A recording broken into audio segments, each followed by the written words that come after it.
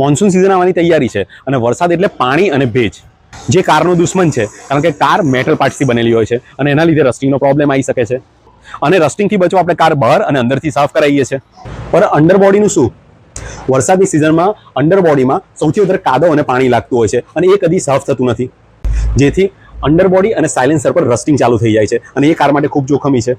તો આજે આનો સસ્તો અને સરળ ઉપાય લઈને આવ્યો છું, એ તમને બતાવું, જે છે 3M નું અંડરબોડી કોટિંગ અને સાયલેન્સર કોટિંગ, જે બોડીને રસ્ટિંગથી બચાવે છે. ફર્સ્ટ સ્ટેપમાં અંડરબોડી વોટર પ્રેશરથી વોશ કરી એર મારીને ક્લીન કરવામાં આવે છે. પછી સાયલેન્સર અને ઇલેક્ટ્રિક પાર્ટને પ્રોપર કવર અને ટેપિંગ કરી કોટિંગ કરવાનું શરૂ થાય છે.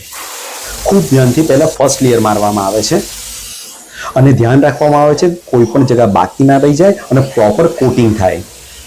ફર્સ્ટ લેયર સુકાયા પછી સેકન્ડ લેયર મારવાનું ચાલુ થાય છે અને લાસ્ટમાં કોઈ જગ્યા બાકી નથી રહી ગઈ ને એ ચેક કરી અને ફાઇનલ ટચ કરવામાં આવે છે.